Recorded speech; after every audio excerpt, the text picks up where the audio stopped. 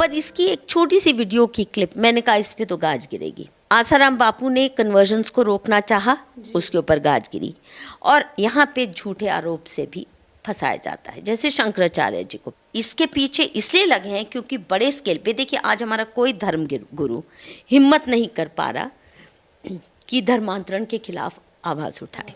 वही हाल होगा उसका जो नुपुर शर्मा का। पूछो, अभी जो बागेश्वर धाम वाला मुद्दा आप सुन रही होंगे बहुत ज्यादा जोरों पे, तो अब जैसे आपको लोग उठा रहे हैं कि ये चमत्कार नहीं है बाबा का, एक तरीके से देखा जाए तो बवाल है।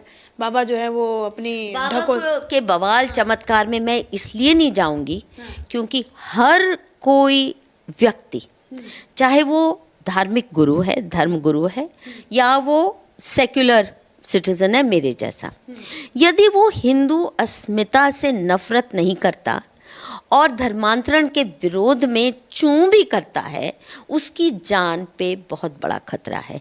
और करीब 1 महीना पहले मैंने इसकी ऐसे ही हल्की सी बात सुनी थी। हाँ, ऐसे मुझे पता भी नहीं था ये बागेश्वर है, धाम है, कौन है, पर इसकी एक छोटी सी वीडियो की क्लिप, मैंने कहा इस पे तो गाज गिरेगी, क्योंकि और कुछ नहीं, वो घर वापसी की भी बात नहीं कर रहा था। माँ मुझे याद भी नहीं है, बट हिंदू समाज अगर बचना है तो कैसे परिवार जुड़ा रहना चाहिए, माँ पिता की इज्जत करो, आप किसी बाबा की करो ना करो, रामायण पढ़ो ना पढ़ो, माँ पिता की से, मतलब ऐसी बातें भी कोई कर देना हिंदू धर्म का हवाला देते हुए, उस पर गाज गिरेगी। आसाराम बापू ने कन्वर्जन्स को रोकना चाहा, उसके ऊपर गाज गिरी। राम रहीम ने, तुम जो मर्जी कहो कि उसके ऊपर ये चार्ज है वो चार्ज है, मैं ये जानती हूँ अच्छी भली भांति कि राम रहीम तथाकथित एससी समाज, जिसको हमने कभी नहीं, हिंदुओं ने किसी को एससी नहीं कहा, ये क्रिश्चियन वोकैबुलरी है। दलित, ये भी मिशनरीज की वोकैबुलरी है। हरियाणा, पंजाब, इस सारे रीजन के एससी समाज को जोड़ के बैठा था, कन्वर्जन माफिया से प्रोटेक्शन करके बैठा था। जो उनकी सेवाएं थी बहुत बढ़िया तरह से, वो इकोनॉमिक एम्पावरमेंट, एजुकेशनल एम्पावरमेंट, सब कुछ कर रहे थे, उस आदमी को भी जेल में पहुंचा दिया। इनके बिशप बिल्कुल क्या बोलते हैं ना, ब्रॉथल चलाते हैं। इतना यौन शोषण है मदरसों में, इतना यौन शोषण है मस्जिदों में, इतना यौन शोषण है क्रिश्चियन सेमिनरीज में, किसी की चूं करने की हिम्मत नहीं होती। और यहाँ पे झूठे आरोप से भी फंसाया जाता है, जैसे शंकराचार्य जी को फंसाया गया था झूठे आरोप पे। और हिंदू समाज को तोड़ने का ये एनजीओज भी उसी के लिए लाए गए हैं। करोड़ों रुपया इनको मिलता है, उल जलूल के कानून पास करो, और इतने वाहियात कानून है। मैं तो 40 साल से इन कानूनों का, फॉरेन फंडेड एनजीओज द्वारा थोपे गए कानूनों का विरोध कर रही हूँ। मेरे लिए आज नई बात नहीं है, तब मुझे हिंदू मुस्लिम इतना नहीं पता था, पर ये फॉरेन फंडेड एनजीओज कितने घातक एजेंडा लेके आते हैं ये मुझे समझ आ गया था। और आप देखिए मेरे पिछले 40 साल की राइटिंग इनके खिलाफ रही है, और आज तो बहुत स्पष्ट है ये गेम कि इनकी विदेशी यूनिवर्सिटीज़ भी किस तरह वेल इंजीनियर्ड प्रोग्राम्स है। ये मेरा खुद भी देखा गया है, मुझे बहुत बुलाया जाता था विदेशी यूनिवर्सिटीज़ में लेक्चर्स के लिए, और मैंने पाया कि अगर मैं हिंदू बैशिंग नहीं करती हूँ तो वो खुश नहीं होते, वो बहुत अनईजी हो जाते हैं। मतलब हिंदू बैशिंग मतलब हिंदुओं के बारे में अनाप शनाप बोलना, अनाप शनाप बोलना, देश के खिलाफ बोलना, तो गुस्सा हो जाता है ये। नहीं, वो नहीं करोगे तो यू नॉट एक्सेप्टेबल। तो मैंने कहा भाड़ में जाए तुम्हारे इन्विटेशंस। मेरे को जो लड़ाई करनी है अपने समाज की, अगर उसमें कोई कमियां हैं मैं करूंगी यहाँ पे, और करती रही हूँ, पर आपके दरबार में आके मैं न्याय नहीं मांगूंगी, क्योंकि आपका एजेंडा मेरे देश और समाज को तोड़ना है, मेरे धर्म को तोड़ना है, तो इसलिए आपसे क्यों मैं न्याय मांगूं। अच्छा मधु मैम, आप मतलब आपका एक्सपीरियंस इतना है राइटिंग में, कह लीजिए आप प्रोफेसर रह चुके हो, आपने इतनी सारी रिसर्च वर्क किया है, आप ये कह रहे हो कि जो बागेश्वर धाम वाले बाबा हैं, क्या धीरेन्द्र शास्त्री उनका नाम है, तो उनको सिर्फ इसलिए फंसाया जा रहा है, उनको इसलिए मुद्दा बनाया जाए क्योंकि वो हिंदुओं की बात करते हैं टोटली, और वो धर्मांतरण के खिलाफ बोलते हैं, इस वजह से सिर्फ, और घर वापसी के लिए बड़ी तैयारी है उनकी, और वो इस स्केल पर काम करने की क्षमता रखते हैं जिस स्केल पर किसी ने नहीं किया। तो इसलिए ऐसे आसाराम बापू भी यही करते थे, इन्होंने ट्राइबल एरियाज़ में खासकर जहाँ मिशनरी माफिया बहुत एक्टिव रहता है, वो मैं खुद देख चुकी हूँ। और मोदी जी ने भी गुजरात के जो ट्राइबल एरियाज़ हैं वहाँ केवल और केवल इतना कि अच्छी सड़कें, अच्छे स्कूल पहुँचा दिए, अच्छे हेल्थ फैसिलिटीज़ पहुँचा दिए। ये ईसाई माफिया, जो कन्वर्जन माफिया, इतना खफा हो गया इसी बात से, क्योंकि ना सड़क है, ना हेल्थ सर्विस है, ना स्कूल है, तो ईसाइयों के ही सिर्फ रहेंगे, तो ईसाईकरण बहुत आसान हो जाता है। इतनी गाली देते थे इसको, मोदी को सूली पर टांगने का काम तो, लीड रोल तो कन्वर्जन माफिया का है ना गुजरात के। तो अगर इनको ये भी स्वीकार नहीं कि कोई सरकार जो तथाकथित पिछड़े इलाके हैं वहाँ पे कनेक्टिविटी रोड की अच्छी कर दे, या कोई वहाँ अच्छे स्कूल चला दे, हेल्थ सर्विसेज चला दे, इसी से खफा हो गए कि डांग एरिया में जो शबरी का मंदिर, भव्य मंदिर बना दिया गया।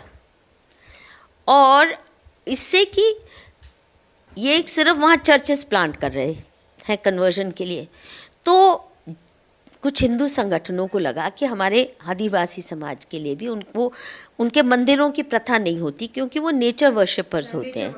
ठीक है, हिंदू भी करते हैं, उस सेंस में कोई फ़र्क नहीं है। जिनको हम भी तो करते हैं, पेड़ों की पूजा वो भी यही करते हैं, एंसेस्टर वर्शिप हम भी वही करते हैं। एक्चुअली आदिवासी भी इनकी कैटेगरी है। हमने किसी को आदिवासी नहीं कहा था, शबरी को तो माँ ही कहा था। शबरी को ये थोड़े कहा था कि तुम आदिवासी हो, तुम अलग हो, स्केड्यूल्ड ट्राइब हो, ऐसा नहीं ना रामायण में कुछ भी। माँ के दर्जे में पाँव छू के प्रभु राम उनसे बात करते हैं।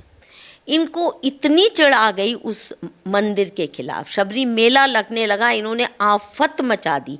आज भी आप इकोनॉमिक एंड पॉलिटिकल वीकली, जो लेफ्टिस्ट गढ़ है, और इत्यादि इत्यादि इनके लेफ्टिस्ट जितने जर्नल्स हैं, वो शबरी धाम और शबरी मेला के खिलाफ इतना कुछ इन्होंने लिखा है, वो मैं खुद पढ़ा हुआ है। और मैं जब मोदी जी के सिलसिले में अध्ययन करने गई तो विशेषकर उस एरिया में गई, क्योंकि आए दिन वहाँ से खबरें आती थी मोदी कितना फासिस्ट है। वो इन्हीं कन्वर्जन माफिया के माध्यम से, जिनके साथ ये फॉरेन फंडेड एनजीओज काम करते हैं, टीस्टा सेटलवाड और मंदर और इंदिरा जयसिंह, ये उन्हीं के गुर्गे हैं। तो मैंने जाके देखा कि क्या है इसमें बात, क्योंकि भव्य मंदिर है, एक ऊंचाई पर है, आदिवासी समाज को एक इमोशनल एंकर, स्पिरिचुअल एंकर मिला।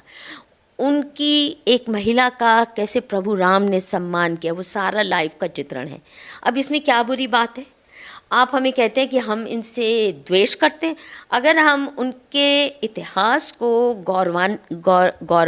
गौरवान्वित करना चाहते हैं तो आप फसाद, इंटरनेशनल फसाद मचा देते हो। और मोदी जी को यहाँ तक कहना पड़ा, ये उनकी इंटरव्यू यहाँ भी शायद इसमें कोटेड है, मोदी टोल्ड मी कि मुझे अपने डिप्टी कमिश्नर्स को ये खास हिदायत देनी पड़ी कि देखो, इनकी चर्च पे या किसी क्रिश्चियन ईसाई के घर पे कंकड़ भी ना फेंका जाए, क्योंकि ये खुद ही कंकड़ फेंकेंगे और कह देंगे हिंदुत्ववादियों ने चर्चेस पे अटैक किया है। ये करते थे, और ये अटैक हुआ, चर्चेस पे अटैक हुआ। और वो मोदी जी ने कहा कि मैं पूछता था कि किसी को कोई फर्स्ट एड भी कभी देनी पड़ी? नहीं। अगर फर्स्ट एड के लिए भी कोई नहीं गया, इसका मतलब कोई अटैक नहीं हुआ।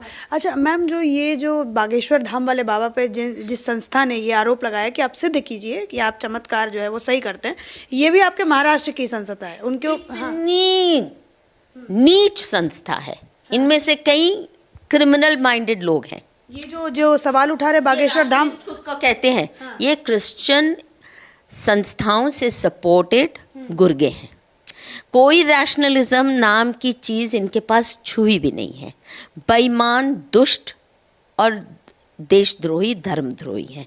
मैं इस साफ शब्दों में कह रही हूँ। लेकिन ये कह रहे हैं कोर्ट तक जाएंगे। जहाँ इनको आदत पड़ चुकी है ना, ये फॉरेन फंडेड सारा रैकेट है। और ये आज से नहीं, आप देखिए चर्च की जो प्लांटिंग हो रही है, आपने देखा होगा बड़े बड़े मजमे लगते हैं जहाँ पास्टर्स मिर्गी ड्रामा करते हुए आरतें आती, इतना वाहियात मास स्केल पे वो तमाशा करें। आज तक आपने कभी इनको देखा उनके खिलाफ बोलते हुए? या इस्लाम कितना अंधविश्वासी है। इस्लाम तो आज भी ये मानने को तैयार नहीं कि पृथ्वी गोल है, चपटी नहीं है। वो तो ये भी मानते हैं उनके, क्योंकि पैगंबर साहब पीस बी अपॉन हिम, वो कहते हैं कि वो एक मटमैले तालाब से सूरज निकलता है और फिर जाके उसमें ही लुप्त हो जाता है। ये इस्लाम की जो सारी थियोलॉजी है उसमें रैशनल तो छोड़ो, कॉमन सेंस भी नहीं अप्लाई कर सकता कोई इंसानी। कोई हिम्मत है इनकी? कन्वर्जन माफिया पे कभी इन्होंने ज़रा भी छोटी सी भी उंगली उठाई नहीं, क्योंकि ये उन्हीं के पाले हुए गुर्गे हैं। इसलिए इनकी बात सुनना भी, मैं सच में इनका इतिहास अगर खंगालूं बहुत आसान है। इतना भ्रष्ट है इनका सारा तंत्र और इनका सारा संगठन, इसमें रैशनलिज्म कुछ नहीं है। ये हिंदू विरोधी चर्च फंडेड ताकतें हैं और इसके पीछे इसलिए लगे हैं क्योंकि बड़े स्केल पे देखिए, आज हमारा कोई धर्म गुरु हिम्मत नहीं कर पा रहा कि धर्मांतरण के खिलाफ आवाज़ उठाए। वही हाल होगा उसका जो नुपुर शर्मा का हुआ, जिसने कोई धर्मांतरण के खिलाफ भी नहीं कहा, सिर्फ कहा कि अगर तुम मेरे शिव के बारे में ये कह सकते हो तो मैं क्या कहूँ कि उन्होंने एक बच्ची से शादी की थी। तो क्या हाल हुआ आज वो गला काटने को तैयार थे मैम। मैं उदयपुर में गई थी। जैसे सलमान रश्दी को 30 साल बाद उन्होंने बुरी तरह जख्मी किया, वो आज भी 30 साल एक दिन भी वो नॉर्मल ज़िंदगी नहीं जी पाया। वो तो ब्रिटिश पुलिस ने फिर भी बचाए रखा। भारत सरकार की पुलिस को बचा सकती है? शी इज़ लिविंग इन अज्ञातवास नाउ। पता नहीं देश में बच भी पाएगी कि नहीं। द पॉइंट इज़ कोई धर्माचार्य नहीं बोल पा रहा क्योंकि उसके एकदम रेड हो जाएगी। उसके ऊपर जिस तरह रिजवी ने इस्लाम को चैलेंज किया तो आप देखिए क्या हाल किया उसका, जेल में भेज दिया। जेल में भेज दिया उसने, क्योंकि कहा 26 आयतें हैं ये बिल्कुल नफ़रत भरी हैं काफिरों के ख़िलाफ़ और इससे आप पीसफुली नहीं कोएग्जिस्ट कर सकते हिंदुस्तान में, कृपया इनको बाजू में रख दीजिए। क्या हाल किया उसका, क्या हाल किया सुप्रीम कोर्ट ने? उसकी याचिका उखाड़ फेंकी और वैसे हेट स्पीच के नाम पर मधु किश्वर पे ये डंडा चला देंगे। जब हेट स्पीच ये कह रही है कि जो काफिर है वो वाजिब कत्ल है, उसका हर मंदिर टूटना चाहिए, आप उस पर रोक लगाने को तैयार हैं? नहीं, उसको जेल में भेज दिया। उसने अपने मज़हब के बारे में कहा। ये हाल हो चुका है इस देश में। तो मोदी जी को समझना चाहिए कि ये सगे नहीं बन सकते आपके। सबसे बड़ी बात है ये किसी के सगे नहीं है, अपने माँ बाप के भी सगे नहीं है, क्योंकि धर्मांतरण कहता ही है अपने माँ बाप से, अपने पूर्वजों से भी नफरत करो, उनकी सारी विरासत पे थूको, इतनी नफरत करो कि अपने भाई बंधुओं को भी सोचो ये वाजिब कत्ल हैं, क्योंकि ये धर्मांतरण करने को राजी नहीं।